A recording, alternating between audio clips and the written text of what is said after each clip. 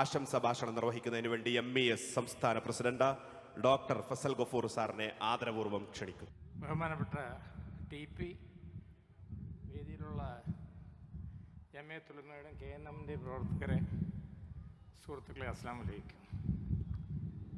ഞാൻ കാറിൽ ഈ പരിപാടിയിൽ പങ്കെടുക്കാൻ വരുമ്പോൾ ഒന്ന് ആർട്ടിഫിഷ്യൽ ഇൻ്റലിജൻസിനോടൊരു ചോദ്യം ചോദിച്ചു. ആ ചോദ്യം എന്തായിരുന്നു വെച്ചാൽ, who is the most secular Muslim reformist leader in Kerala? അതിന് ഉത്തരം വന്നു, that is TP Abdulla Koya Madani. അതിൻ്റെ കൂടെ KM മൗലവി, വക്കം മൗലവി.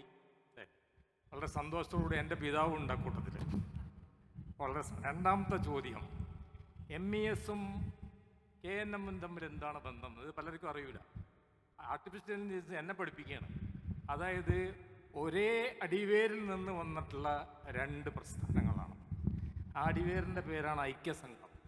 അതിൽ നിന്നൊരു പ്രസ്ഥാനം കൂടുതൽ മതപരമായ കാര്യങ്ങളിലോട്ടും മറ്റു പ്രസ്ഥാനം വിദ്യാഭ്യാസ കാര്യങ്ങളിലോട്ടും പോയി.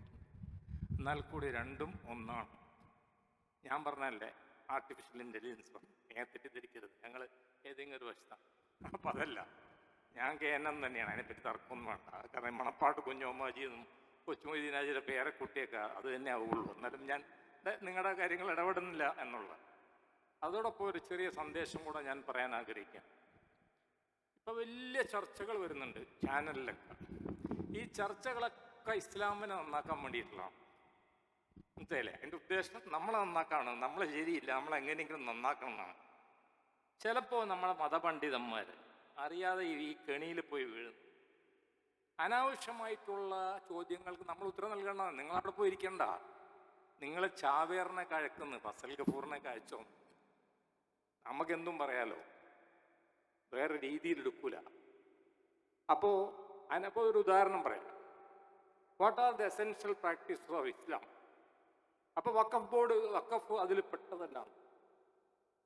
ഞാൻ ഉടനെ തന്നെ എൻ്റെ ഇവിടെ ഒരു ഗുരുവുണ്ട്, അത് ഗുരുവിലൂടെ ഞാൻ ടീപ്പിലെത്തും. അത് Majeed സലാഹിയാണ്.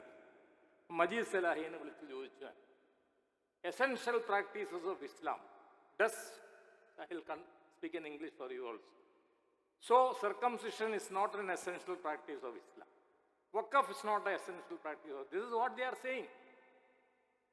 You understand?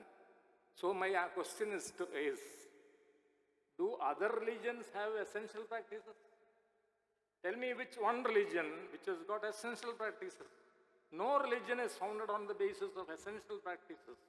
There are other things also. For example, we have the hadith, we have got sunnah, we have got fiqh, so many things we have. Like that, other religions also got different this thing. So the point should be that only Islam should not be put on the dock.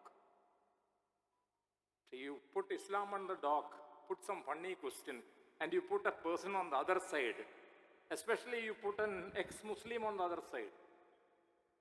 എക്സ്-മുസ്ലിമുകളെ വിളിച്ചിട്ട് അപ്പുറത്തിരുത്തിയിട്ട് നമ്മളെ മണ്ടന്മാരാക്കുന്ന പരിപാടികളായിട്ട് നടക്കുകയാണ്. മനസ്സിലായില്ലേ? അവരുടെ പേരൊക്കെ ഞാൻ പറയാം, എനിക്കറിയാം പറയാം. ഞാൻ ഒരാളെ ഞാൻ ഗെറ്റ് ഔട്ട് അടിച്ചു. ഒരു ചാനൽ ചർച്ചയൊക്കെ നിങ്ങൾ കണ്ടു കാണും, മാതൃഭൂമിയിൽ. ഞാൻ ചുമ്മാ ഗെറ്റ് ഔട്ട്, ഞാൻ സംസാരിക്കാൻ ഉദ്ദേശിക്കില്ല നിങ്ങൾക്ക്.